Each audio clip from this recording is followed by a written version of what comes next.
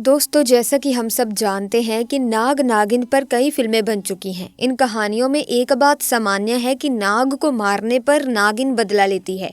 नागिन को नाग की आंखों में मारने वाले का चेहरा दिखता है और वो अपने नाग का बदला लेती है। ऐसे में दोस्तों, क्या हुआ जब एक इच्छाधारी नागिन ने दिया एक बच्चे को जन्म और व्यक्ति की एक गलती के कारण इच्छाधारी नागिन ने उसके साथ जो किया सुनकर लोगों के होश उड़ गए। तो ऐसे में वीडियो को आगे बढ़ाते हुए कहानी को शुरू करते हैं। दोस्तों, ये चमत्कारी घटना है राजस्थान के एक छोटे से गांव चंदेला गांव की। दरअसल ये घटना घटित हुई चंदेला गांव के मुखिया और वहां के सबसे धनी इंसान धैर्य जी के साथ। धैर्य करीब आज से 5 साल पहले एक साधारण एवं गरीब व्यक्ति का जीवन व्यतीत करते आ रहे थे। वो अक्सर जंगल में अपनी बकरियां चराने जाया करते थे। एक दिन बकरी चराते चराते वो जंगल के थोड़ा और अंदर निकल गए। उसी जंगल में एक इच्छाधारी नागिन अपने नाग के साथ एक पेड़ के पास रहा करती थी। वो नागिन गर्भवती थी, शाम का वक्त था और धैर्य जब उस पेड़ के पास से गुजरा तो उसे वहां एक तेज चमकती चीज दिखाई दी, परंतु साथ ही वो दोनों नाग नागिन भी वहीं थे। उन्हें देख वो थोड़ा सा डर गया और तुरंत ही वहां से जल्दी से घर की ओर भागा। धैर्य इतना घबराया हुआ था कि उस समय तो उसने पीछे मुड़कर तक नहीं देखा, परंतु उस रात उसके ध्यान में वो चीज जो चमक रही थी वो बार बार आ रही थी। वो इतना तो समझ ही गया था कि वो हो ना हो बहुत ही मूल्यवान चीज थी और अगर वो मुझे मिल गई तो मैं भी धनवान हो जाऊंगा। परंतु सबसे बड़ी मुसीबत थी वो दोनों नाग नागिन। अगले दिन वो वापस उसी जंगल उसी पेड़ वाले स्थान पर गया और कुछ दूर खड़े रहकर छिपकर उस पेड़ के पास रह रहे नाग नागिन को देखने लगा।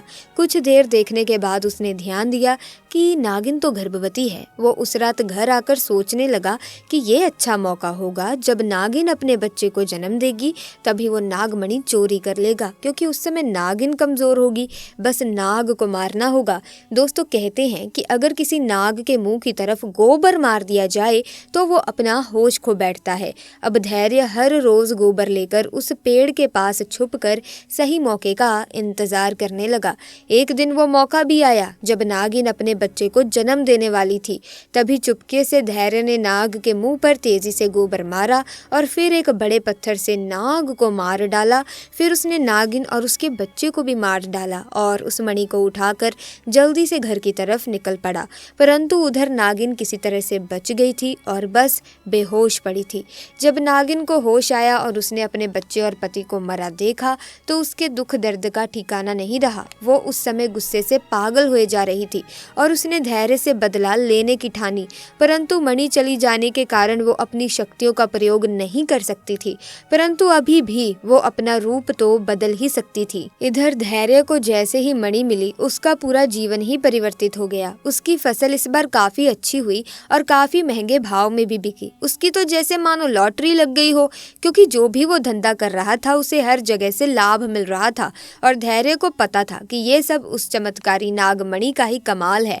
गाँव में हर जगह उसका नाम था। धैर्य के इस रुतबे को देखकर एक अच्छा रिश्ता धैर्य के लिए उसके पास ही के गांव से आया और सिमर नाम की एक सुंदर स्त्री से उसका विवाह संपन्न हुआ। सिमर अपने पति धैर्य को बहुत प्यार करती थी और बहुत इज्जत देती थी। दोनों एक दूसरे का कदम कदम पर साथ निभाते। उनकी जोड़ी गांव में मिसाल बन चुकी थी।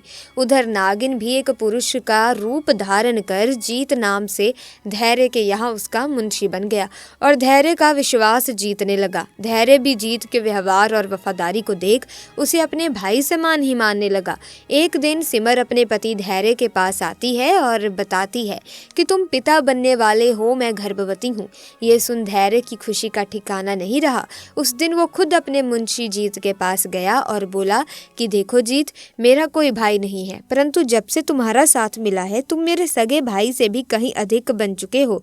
आज मैं बहुत खुश हूँ, इसीलिए आज मैं अपनी पत्नी और तुम्हें एक खास जगह ले जाना चाहता हूँ, क्योंकि मेरा इस दुनिया में तुम लोगों के सिवा कोई नहीं है। और वो अपनी पत्नी और जीत को कार में बैठाकर गांव के कोने में ले जाकर कार एक छोटी सी कुटिया के सामने रोकता है और बताता है कि जब वो छोटा था तब इसी कुटिया में उसकी माँ की जान उसे जन्म देते ही चली गई थी। उसके पिता तो पहले ही गुजर चुके थे। तब एक बूढ़े बाबा ने उसकी माँ को वहीं दफना दिया और धैर्य को उसी बूढ़े बाबा ने पाला था। धैर्य आगे बताता है कि जब भी उसके साथ कोई बुरी घटना होती है या वो दुखी होता है तो बस वो इस कुटिया के पास चला आता है। यहाँ उसे एक अनोखा सुकून मिलता है।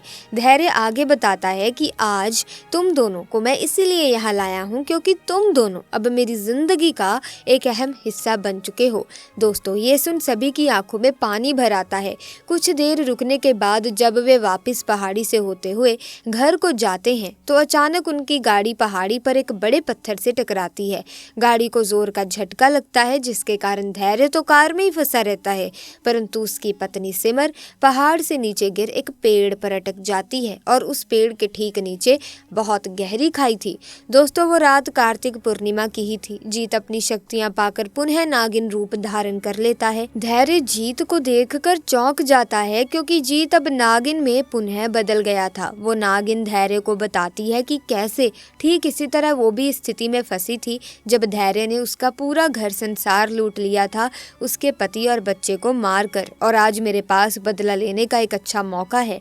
धैर्य घायल गाड़ी में फंसा हुआ था और रो रो कर नागिन को बोलता है कि भले मेरी जान ले ले परंतु मेरी पत्नी गर्भवती है, उसे छोड़ दे। परंतु तभी उस नागिन को अपनी वही स्थिति याद आती है कि क्या होता है जब कोई अपना छिन जाता है। ये जिंदगी का सबसे बड़ा दुख होता है। नागिन ने धैर्य का उसकी पत्नी के प्रति सच्चा प्यार देख उसे माफ कर दिया और सिमर को उस पेड़ से निकाल बचा लिया तथा दोनों को हॉस्पिटल छोड़ खुद वापस जंगल में उसी पेड़ के पास चली गई। जब धैर्य हॉस्पिटल से स्वस्थ होकर अपनी पत्नी के साथ घर वापस लौटा तो उसे अपनी गलती का एहसास हुआ और उसने जाना कि उसने कितनी बड़ी गलती करी है। वो नागमणि को लेकर उसी पेड़ के पास गया और उस पेड़ के पास उस नागमणि को रख फूट फूट कर रोने लगा और शाम को घर वापस आ गया। दोस्तों, कभी कभी इंसान लालच में इतनी बड़ी गलती कर बैठता है कि फिर उस गलती को कभी भी ठीक किया ही नहीं जा सकता और बस अंत में पछतावा ही रह जाता है। सांप को मारने के संबंध में अक्सर कई लोग कहने लगते हैं कि मत मारो, इन्हें भगा दो या जाने दो। दरअसल इसके पीछे भारतीय अध्यात्म और दर्शन का ज्ञान छुपा है। भारतीय दर्शन में कहा गया है कि जीने का हक सभी को है, इसीलिए किसी जीव की हत्या नहीं करनी चाहिए। लेकिन ज्योतिष इसके एक कदम आगे जाकर व्याख्या करता है। ज्योतिष शास्त्र के अनुसार सर्प को मारने से सर्प दोष और पितृदोष लगता है। इन दोषों की वजह से जीवन में कई तरह की परेशानियां, कार्यों में बाधा और संतान संबंधी विषयों में कष्ट मिलता है। बहुत से लोगों की जन्म पत्री में काल सर्प, सर्प दोष और पितृदोष होने की स्थिति में भी यही कारण बताया जाता है। ऐसे में आपको बता दें कि सांप से बचने के लिए उसे भगाने की बजाय लोग अक्सर उसे मार देते हैं, जबकि थोड़ी सी समझदारी से हम सांप को मारे बिना उससे बच सकते हैं। बड़े बुजुर्गों से आपने सुना भी होगा कि नाग सांप को मारना नहीं चाहिए। नाग को मारने पर उसकी आंख में मारने वाले की तस्वीर छप जाती है। अगर नाग को मार दिया जाए तो उसे आग में जला देना चाहिए, नहीं तो नागिन नाग की आंखों में मारने वाले की तस्वीर देखकर बदला लेती है। भविष्य पुराण सहित दूसरे पुराण और शास्त्रों में भी बताया गया है कि सांप को मारना नहीं चाहिए, इससे बड़ा दोष लगता है और कई जन्मों तक इसकी सजा भुगतनी पड़ती है। आपको ये घटना कैसी लगी कमेंट बॉक्स में ज़रूर बताना। साथ ही इस वीडियो को लाइक करें, शेयर करें, चैनल को सब्सक्राइब करें। जल्दी मुलाकात होगी आपसे, तब तक के लिए थैंक्स फॉर वॉचिंग।